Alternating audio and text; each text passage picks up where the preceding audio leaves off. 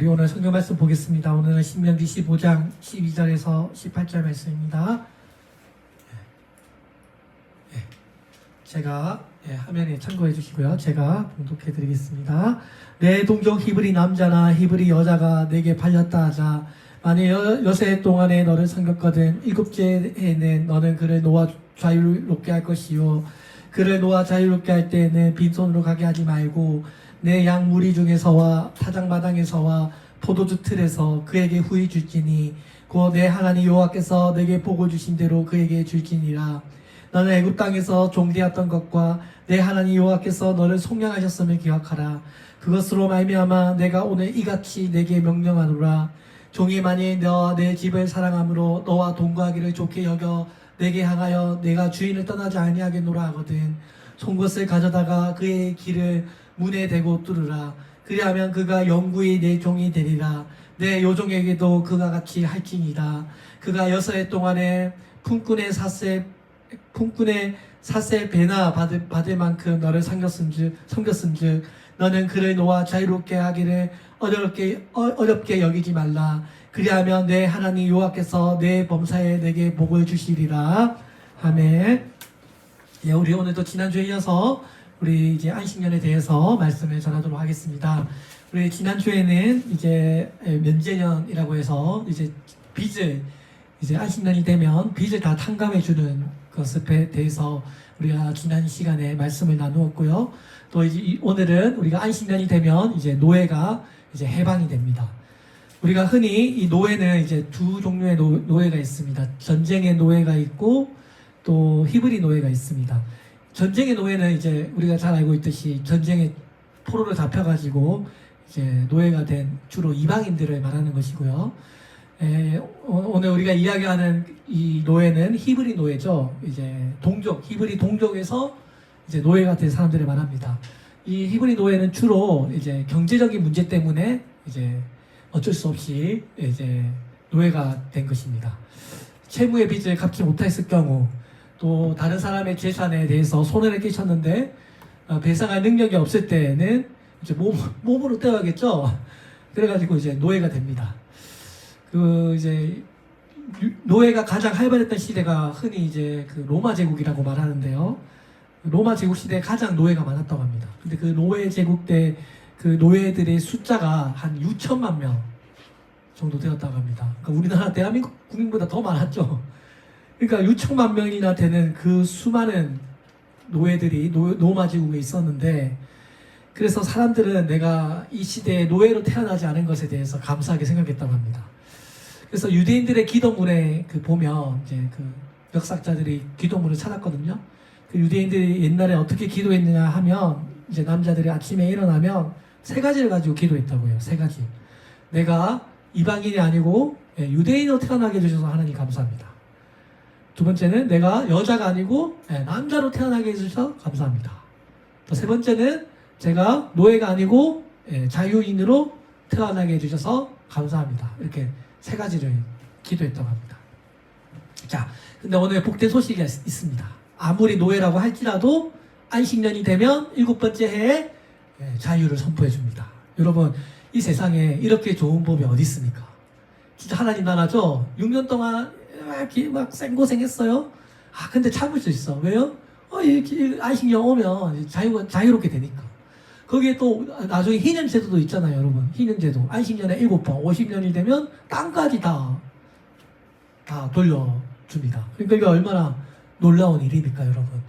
우리가 흔히 이제 오늘날 우리 토지 공개념이라고 하죠. 어떻게 보면 구약시대에 여러분 3,500년 전에 이미 이런 토지 공개념이 이 성경에 기록되어 있다는 게 여러분 너무 놀랍지 않습니까?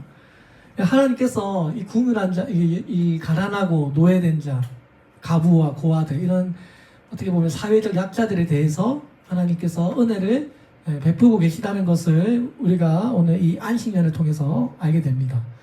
오늘 이 아주 파격적인 이런 제도를 통해서 하나님께서 얼마나 우리들을 사랑하고 있는가, 하나님의 사랑과 자비를 오늘 우리에게 말씀하고 있습니다.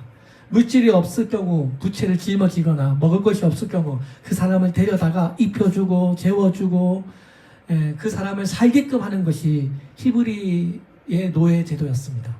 그러니까 히브리 제도는 히브리 시대, 그러니까 이 이스라엘에서 노예는요, 그 막 로마 제국에서 막 그냥 이렇게 못 사게 구는 그런 노예는 아니고요, 노동력만 제공하는 겁니다. 그리고 먹고 살 수 있게끔 해줬습니다. 인격적으로. 좋죠, 여러분. 우리가 원칙적으로는 우리가 노예를 삼으면 안 되잖아요. 어떤 사람은 이렇게 말해요. 하나님의 종에 대한 이렇게 말씀하는 것은 그 자체가 노예 제도를 인정하는 것이 아니냐. 그래도 그렇게 하면 안 되지 않습니까? 라고 물어보는 사람들이 있습니다. 근데 하나님이요, 노예 제도를 인정한 것이 아닙니다. 하나님께서 원래 다른 나라, 그러니까 이스라엘을 제외한 다른 나라들은요, 한 번 노예는 뭐예요? 평생 노예잖아요. 그리고 대대로 노예입니다. 근데 하나님은 그걸 그렇게 하지 않으셨어요. 하나님은요, 딱 6년까지만 부려 먹을 수 있게 해주셨고, 7년이 되면요, 자립할 수 있게끔 어떻게까지 해주셨어요? 그 퇴직금까지도 후하게 주라고 하나님께서 말씀하셨습니다. 그 당시에 여러분, 그 성경이 기록된 당시에 함무라비 법전이 있었거든요. 함무라비 법전. 그 함무라비 법전에 보면 거기도 종이 있고 노예가 있고 이게 다 있습니다. 근데 함무라비 법전에 보면 거기는 종은 그냥 막대해도 된다, 그렇게 적어놨어요. 그런데 하나님께서 우리 주신 이 율법에는 하나님께서 이 노예를 어디에도 막대해라, 하고 싶은 대로 물건처럼 사고 팔아라 이런 거 없잖아요, 여러분. 이 하나님 말씀의 이 성경에는 하나님은 노예마저도 굉장히 인격적으로 다루고 있고, 또 해결되면 속량해 줄 수 있게끔 하나님께서 이 제도를 우리에게 주셨어요. 그러면 하나님께서 왜 이렇게 이 노예에 대해서, 종에 대해서 이런 긍휼을 베푸고 있는가? 하나님 스스로의 자비와 있고, 또 이게 우리 이스라엘 역사에도 또 관련이 있습니다. 왜냐하면 이스라엘 자체가 건너온 사람들이잖아요. 이 사람들이 430년 동안 노예 생활을 했던 사람들이잖아요. 그러니까 너희들도 사실 노예 같지 않냐. 너희들도 이집트에서 430년 동안 종살이 했지 않냐. 그러니까 너희들의 과거를 기억해서, 그죠? 동족끼리 그렇게 지배하거나 그렇게 하지 말라라고 오늘 성경이 기록되고 있는 것입니다. 하나님께서 종이나 주인이나 똑같은 인권을 가지고 있고 똑같은 영혼의 가치로 여기기 때문입니다. 자, 그래서 오늘 이 이스라엘은 일시적인 노예 제도는 있었지만 영원한 노예 제도는 없었던 것입니다. 사람을 종이나 물건처럼 취급하지 않고 하나님의 형상대로 동등하게 대해야 된다는 것이 이 구약의 가치관이고요. 또 우리 사람에게 있어서 이 자유만큼 소중한 것은 없다라고 하는 것을 오늘 구약 성경이 우리에게 말씀하고 있는 것 같습니다. 자, 그래서 오늘 하나님께서 오늘 이 말씀을 읽어보면 7년째 되는 날에 이제 노예를 풀어줄 때는 빈손으로 보내지 말라고 말씀하십니다. 어떻게 해요? 내가 너에게 준 만큼 나갈 때 그냥 다 그냥 빈손으로 보내지 말고 수확물도 좀 두둑히 챙겨주고 포도주 같은 것도 좀 챙겨주고 생계 대책을 꼭 할 수 있도록 마련해주고 노예를 보내라고 이야기하고 있습니다. 아니, 먹고 살 수 있는 미천을 마련해줘야 다시 돌아오지 않잖아요. 근데 실질적인 이런 생활 대책이 없으면 아무리 자유롭게 놓아준다고 한들 그 제도가 의미가 없어지잖아요. 그래서 하나님께서 6년 동안에는 아무런 그 대가를 받지 못했다고 할지라도 이제 안식년이 되면 7년째가 되면 생계 유지는 할 수 있을 만큼 종에게 두둑히 퇴직금을 챙겨주라는 것입니다. 그 당시에 여러분 이 노예 한 사람의 가격이 은 30세겔이었다는 거 알고 계시죠?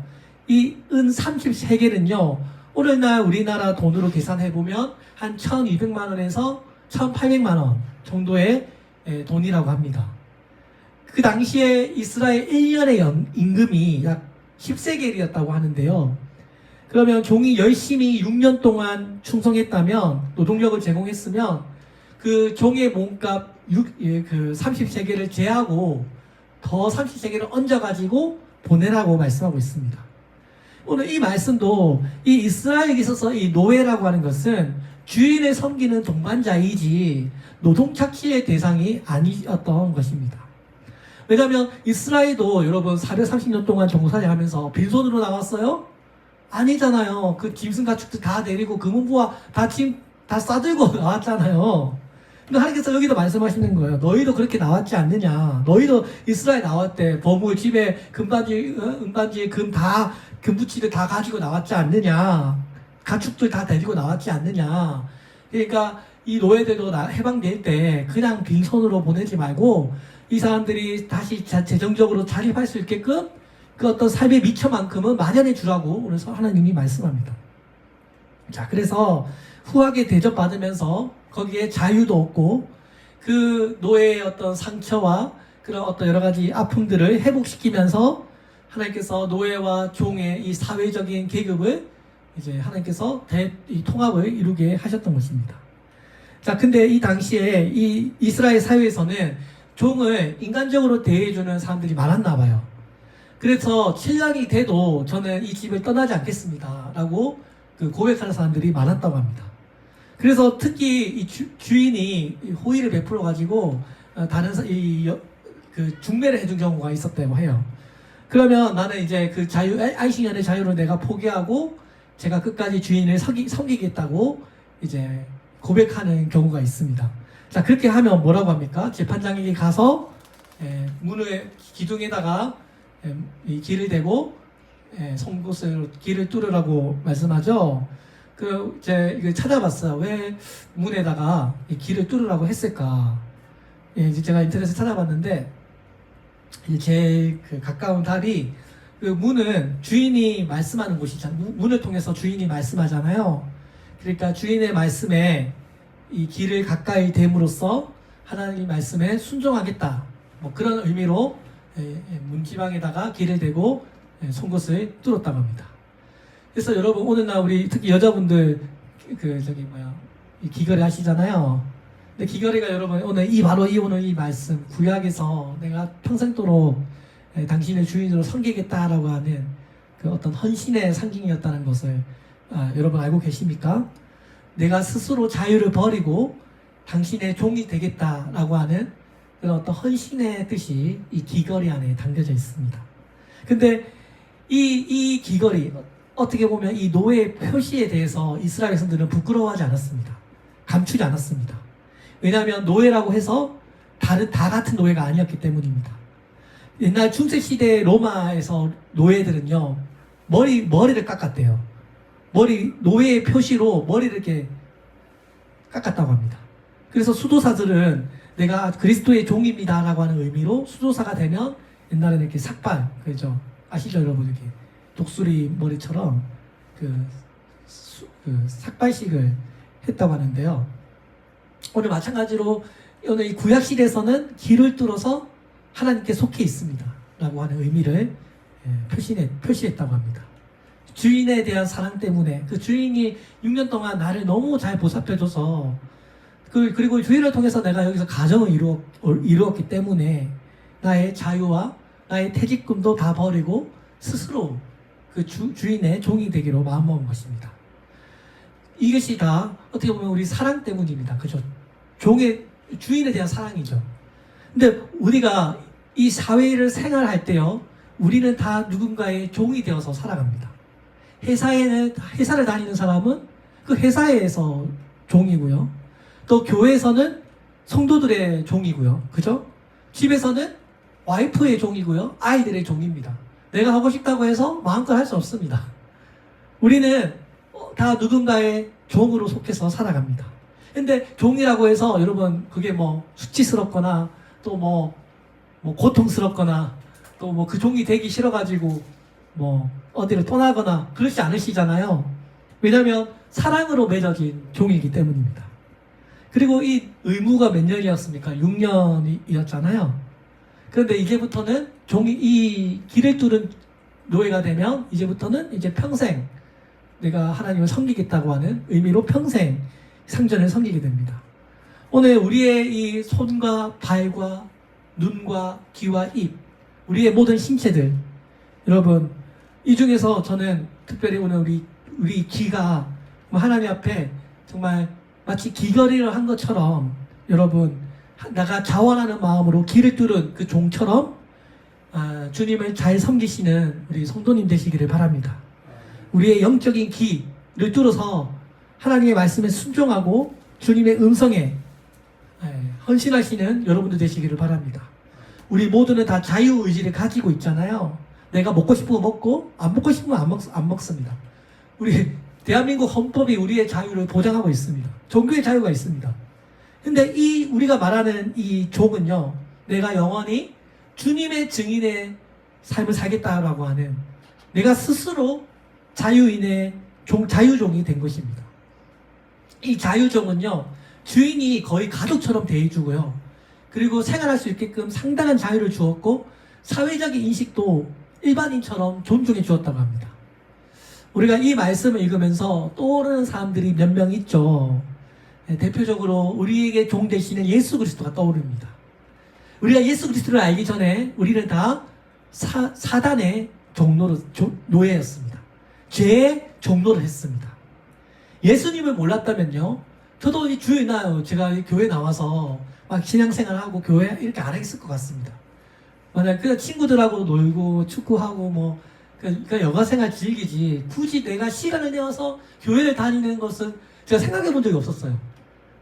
근데 이제는 제가 스스로 시간을 내고 스스로 전도를 하고 하나님 위해서 살겠다고 매일매일 기도하고 있습니다.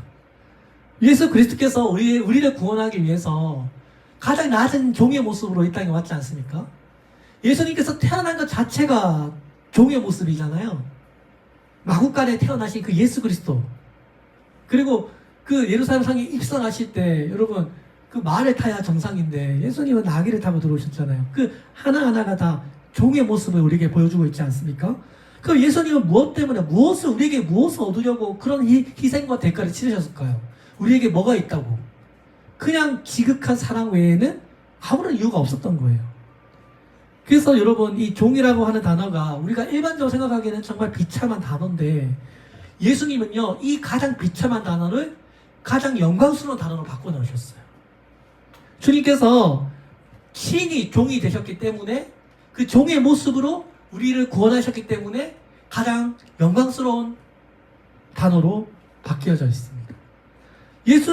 예수님에게 있어서 그 누구도 빚을 안 진 사람이 없습니다. 우리는 다 예수님께 빚을 지고 있습니다.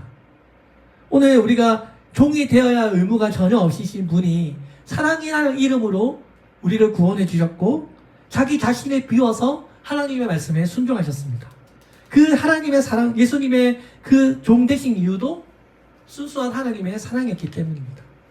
또 이렇게 우리가 스스로 자유종이 된 사람이 또 한 명 있죠. 사도 바울이 있습니다. 사도 바울이 로마서 1장에 보면 자기 자신을 소개하는데 뭐라고 소개했습니까? 예수 그리스도의 종 바울은 사도로 부르심을 받아 하나님의 복음을 위하여 택정함을 이뤘나니. 여기 그리스도의 종이 된 바울이라고 했잖아요. 여러분, 이 종이 노예란 말이지 않습니까? 그러니까 그 전까지만 해도 바울도 그 예수님을 핍박하고 교회를 불태우고 잡아가두고 그 다메섹 도상에서 예수님 만나기 전까지 핍박하던 그 사람이 예수님의 은혜를 받아 누림으로써 이제는 완전히 종의 모습으로 살아가게 되었습니다. 누가 시킨 것이 아니고 그 하나님의 사랑 때문에 스스로 종이 되기를 자처했고, 다른 제자들도 가지 않는 여러 나라를 다니면서 이방인들에게 복음을 전했습니다. 오늘 우리가 이 안식년에 이 해방되는 노예의 모습을 통해서 오늘 여러분 두 종류의 사람이 있습니다. 어떻게 보면 우리 성도라고 할 때 우리 성도는요, 죄에서 해방된 노예인이기도 하고, 자유인이기도 하고, 또 스스로 예수님의 사랑에 속해 있는 자유종이기도 합니다.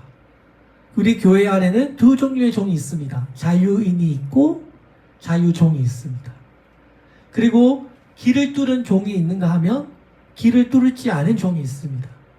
여러분은 어디에 속한 종이십니까? 6년 되면 해방되어서 가는 종입니까? 아니면 끝까지 남아서 남은 길을 뚫고 끝까지 주인에게 충성하는 종이십니까? 여러분은 어떤 종이 되기를 원하십니까? 우리가 신앙생활을 할 때 그냥 율법적으로 내가 교회 나와야 하니까 주일 성수 하라고 하니까 마지못해서 하는 어떤 노예감, 어떤 의무감 때문에 억지로 하십니까? 아니면 정말 내가 하나님을 잘 섬기기 위해서 내 스스로 자유종이 되기를 여러분 원하십니까? 아내가 남편을 섬기고 남편이 아내를 사랑하는 것, 복종하는 것, 이 삶이 여러분 보기에 얼마나 아름답습니까?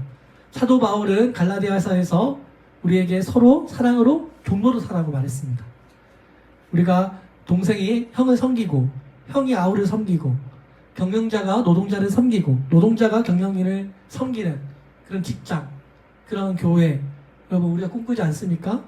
오늘 귀에 구멍을 뚫어서 주인에게 충성을 고백했던 것처럼 오늘 우리가 누가 시켜서 하는 것이 아니라 정말 내 스스로 하나님 사랑하는 마음으로 종의 삶을 살아가시는 여러분들 되시기를 주의 이름으로 축원드립니다. 네, 기도하겠습니다. 하나님 아버지 감사합니다. 오늘 우리 지난주에 이어서 우리 안식년에 우리의 모든 부채를 탕감해 주시는 하나님의 은혜, 그리고 또 오늘 안식년이 되면 이제 일곱째 년에 노예를 해방시켜 주시는 하나님의 궁윤에 대해서 말씀을 나누었습니다. 우리가 예수님을 믿기 전에는 정말 사단의 노예였고 세상의 그런 것들로 우리가 추구하며 살아왔습니다.